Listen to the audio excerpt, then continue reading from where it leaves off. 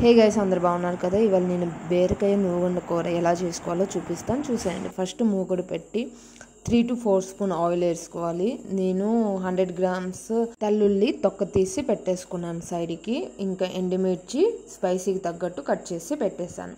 First ఆవాలు 1 tea spoon, జీలకర్ర 1 tea spoon, మినప్పప్పు 2 టేబుల్ స్పూన్ యాడ్ చేసుకుని బాగా ఫ్రై చేసుకున్నాను. నెక్స్ట్ కరివేపాకు కొంచెం యాడ్ చేసుకొని బాగా ఫ్రై చేసుకున్నాను. ఇది బాగా ఫ్రై అయ్యాక ఎండుమిర్చి యాడ్ చేసుకున్నాను, బాగా మిక్స్ చేసేసాను.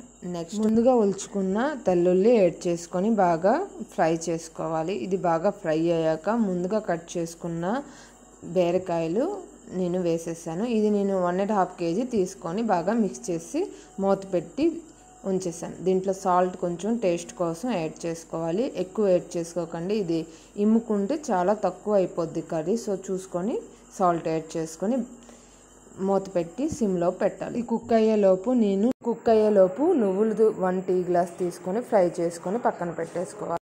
మధ్య మధ్యలో ఇది తీసుకొని చూసుకొని కుక్ చేసుకోవాలి. ఇప్పుడైతే వాటర్ అయితే వచ్చింది కదా, పసుపు యాడ్ చేసుకొని బాగా కలిపేసుకోవాలి. ఇది బాగా కలిపేసుకున్న తర్వాత హై ఫ్లేమ్లోపు ఇదైతే ఫ్రై చేసుకోవాలి, అంటే కుక్ చేసుకోవాలి. ఇది వాటర్ పోయే వరకు మనం కుక్ చేసుకోవాలి. వాటర్ పోయాక ఇలా అయితే రెడీ అయిపోద్ది.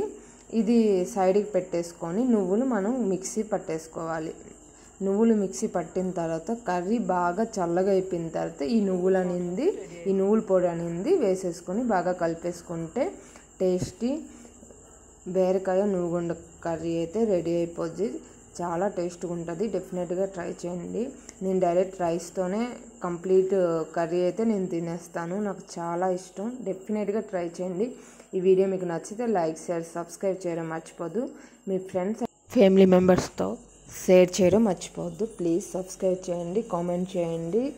ట్రై చేసి డెఫినెట్గా కామెంట్ చేయండి. నేనైతే వేడి అన్నంతో తినేసాను, నాకు చాలా బాగా నచ్చింది. ఇంకా టేస్ట్ కూడా చాలా బాగుంది. డెఫినెట్గా ట్రై చేయండి. Thank you.